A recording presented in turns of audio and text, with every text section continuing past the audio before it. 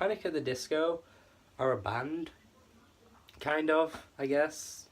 I mean, look, if you didn't know otherwise, you would probably think it's just Brendan Urie on his own. Of course, there are other members, though. This guy does not do it all on his own. Panic at the Disco have been going for years now, since like 2005 when they dropped their debut album. An album that is massively hated by a lot of people, but also massively loved by the huge fan base that Panic at the Disco have racked up over the years. It's crazy how incredibly popular that they've remained, despite the fact that they came out of the emo pop punk type scene, but I guess they developed their sound into something quite different when they released albums like Pretty Odd, then Vices and Virtues, which is an album that I used to really love, by the way. Yeah, that album I used to play constantly, but I probably wouldn't like it now.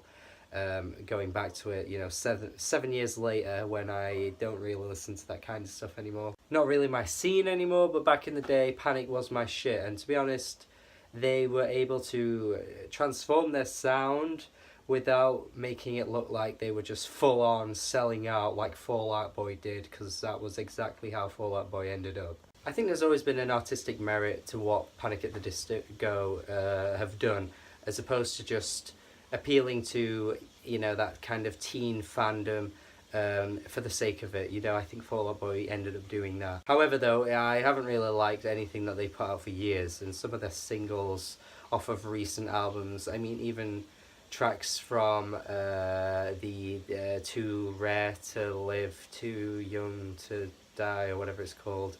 You know, I didn't really like many of the singles off that, and even back then I was interested in what Panic at the Disco would be making.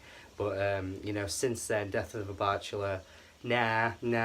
But Pray for the Wicked, I mean, I don't mind this album, actually. I don't think it's that bad. Although I've seen a few people call it pretty bad so far. You know, Panic at the Disco, again, aren't really a hot topic in the music world as they once might have been. But even for a person like me who was once a fan, can at least appreciate something from this album. I mean, would I say it's good? Well, I don't think so, but that's probably due to the lyrics and Brendan Urie's overdramatic, you know, sensibility. He's always had it, but like I feel like on this album he amped it up to a T. Like fucking hell, he just belts out everything. He is here to sell to us that he is an art pop king. I think with this album, that's what he's trying to give off with most of these songs. But you know, just lyrically, I mean, you know, Hey Ma, I Made It.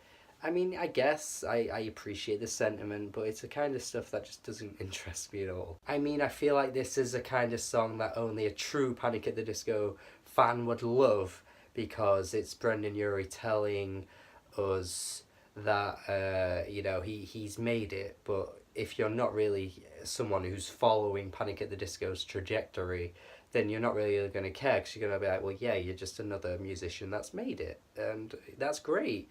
But it's not really that interesting to an outsider anyway. But the sound of the song I really like. I think it's really bombastic and over the top.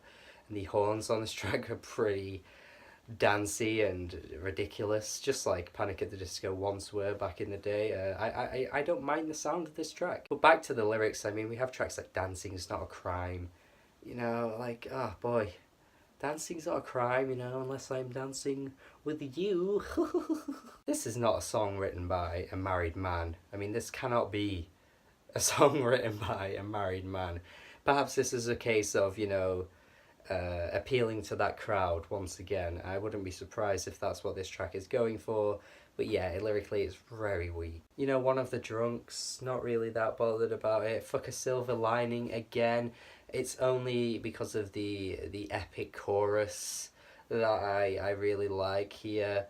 But you know, I just kind of can't pull myself into the lyrics on this album. Like I can't grasp an interest of what's being sung here. Like I guess it's one of those albums that I just appreciate more for the sound, but when I hone in on the lyrics and what Brendan is saying, I just lose interest. And the sound of this album is incredibly happy. Like, oh my god, just over the top, just in your face happiness. And I love that. Like, I actually think the feel of this album is really good based on that. Even if there are a few flaws occasionally, and it has to end on a ballad because friggin' albums do that. Dying in LA isn't a bad song. It just wasn't necessary. I don't think it was necessary on this album. This album is too over the top and happy to give this final track to slow things down. Why? Like, why did this need to be here? Like, you weren't emotionally potent at the start of the album, so why end it that way? I've mentioned this plenty of times in reviews before and on Twitter as well. Like, it's such a massive cliche to end on a ballad, but so many times when an album ends that way, it's just unnecessary in the first place. Sometimes it works, yeah, it does, but like most of the time, no, it's not. It's not a good way to tie things up, in my opinion. But yeah, in terms of recording, I guess some of these tracks have that issue of, you know, slow verses or kind of like moderately upbeat verses, and then the minute you get to the chorus, just that instant transition to, which is a massive issue in a lot of like indie pop artists' music. Like, you don't hear it much in pop music as much as you did in like 2014 or something, but like in that sort of alternative crowd you hear this a lot, and it just gets a little irritating. Like,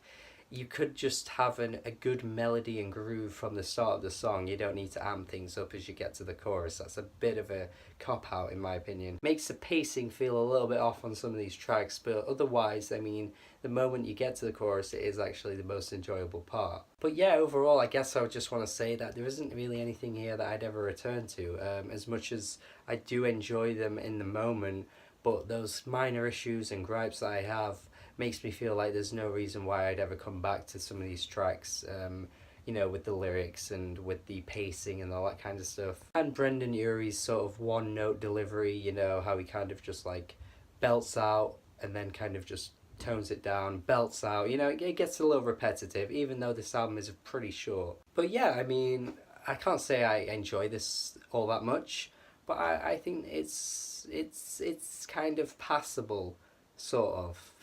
I'm going to go 5.5. I think this has some good moments, some decent takeaways, but generally there isn't really a whole album experience here for me that I'd come back to. Let me know your thoughts though on this album. Tell me your thoughts on Panic at the Disco in general and their previous albums. Subscribe to the channel for more reviews if you like this review. Tell me your thoughts on this album. Silver lining, silver lining.